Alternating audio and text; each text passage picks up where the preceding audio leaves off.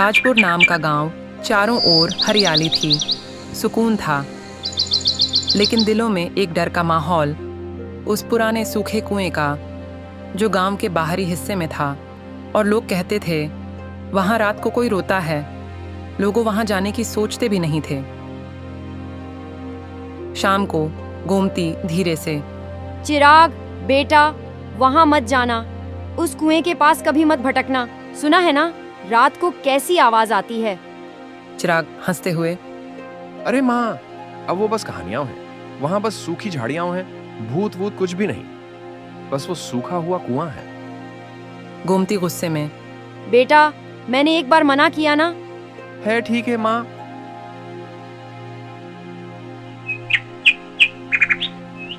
लेकिन उस कुएं में क्या था कोई नहीं जानता था। पूरा राजपुर गांव में डर का माहौल था। बस हरिनारायण चुप था। उसकी आंखों में कुछ ऐसा था जैसे वो किसी गहरे रहस्य का बोझ ढो रहा हो, लेकिन वो उसके अंदर की बात किसी को नहीं बताता था। खेतों की शाम, नारंगी आसमान, हवा में उड़ती धूल। रघु और चिराग हंसते हुए खेतों से लौटते हैं। रघु चिराग का दोस्त था। सुन चिराग, तुझे पता है आज फिर किसी ने कहा है उस कुएं के पास रोशनी दिखी थी रात को। चिराग मुस्कुराते हुए, अरे रघु, मुझे लगता है कि शायद चांदनी पड़ी होगी। डरपोक लोग हैं बस। डरपोक होगा तू, पर मैं तो कभी नहीं जाऊंगा वहां। तू चाहे तो जा, लेकिन मैं तुम्हारी माँ को बता दूंगा। पर चिराग के भीतर एक जिज्ञासा जाग उठी। उसको जानने की बहुत इच्छा थी। वो घर पहुंचकर उसी बात की सोच में डूबा हुआ था। अगर कुछ है भी तो देखना चाहिए। इस आधुनिक समय में भी भूत बुत होते भी है। ऐसा सोच को वो सो जाता है। इसे ही दिन होता है। रघु बोलता है, यार मुझे ये कुएं की बात सुनकर नींद ही नहीं आई। चिराग ऐसा सुनकर भी वो किए कि रहस्य को जानने की जिज्ञासा ज्यादा हो गई थी।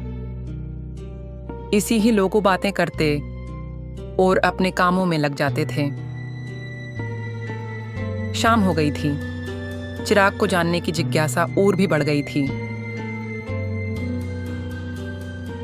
आधी रात को हल्की बारिश शुरू हुई। पेड़ हिलते हैं। चिराग लालटेन लेकर घर में चुपके से निकलता है।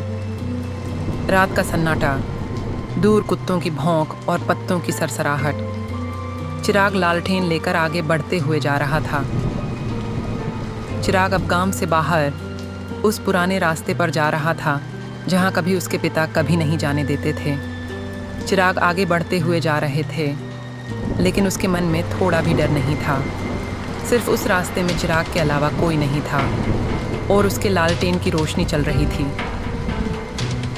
आखिरकार वो पहुंचा उस कुएं के पास, जहां का हर व्यक्ति जाने से कतराता था। मिट्टी फटी थी, झाड़ियां सूखीं, लेकिन जैसे ही उसने झांक कर देखा, सन्नाटा। लेकिन अचानक नीचे से किसी की कराहने की आवाज आई।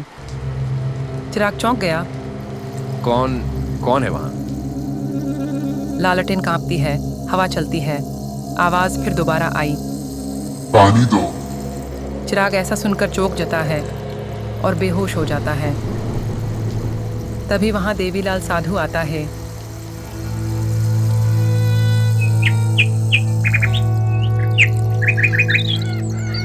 सुबह होती है। गांव के चौक में हलचल हो रही थी। अरे सुनिए, हमारा बेटा रात को कहाँ चला गया था? उसकी लालटेन तो दरवाजे पर पड़ी थी और अभी वो घर में है भी नहीं। मुझे तो बहुत डर लग रहा है।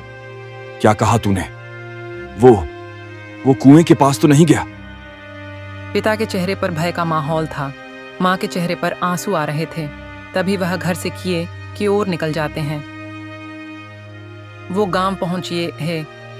तभी खबर आई कि सुबह एक साधु को कुएं के पास बैठे देखा गया है और उसके पास चिराग भी है, बेहोश पड़ा।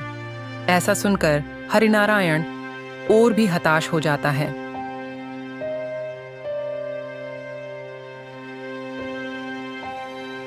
हरिनारायण और गोमती कुएं के पास पहुंच जाता है।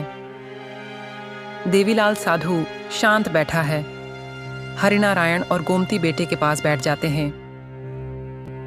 देवीलाल, डर उस जगह से नहीं, पाप से होना चाहिए। ये कुआं बुरा नहीं है, इसे तो गांव ने भुला दिया था। साधु की बात सुनकर गांव वाले विचार में पड़ गए थे। हरिनारायण कांपते हुए, मैं जानता हूं बाबा, इस कुएं में मैंने सालों पहले लालच में अपने हिस्से की फसल का बोझ छुपाया था। तब से मुझे चैन नहीं मिला। तभी गांव वाले चौंक उठते हैं। देवीलाल सिर झुकाता है, हाथ उठाता है, हवा में और बोलता है, पाप छुपाने से नहीं मिटता, पर तेरे बेटे की सच्चाई ने आज इस जगह की बुराई को खत्म कर दिया।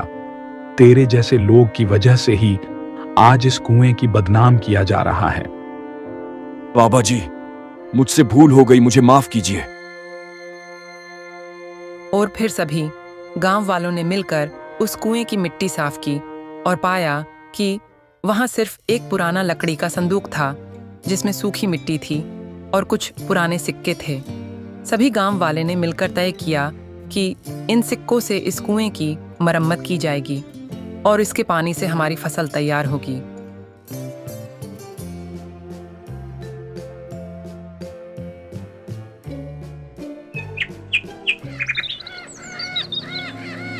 कुछ समय बाद खेतों में हरियाली लहरा रही थी।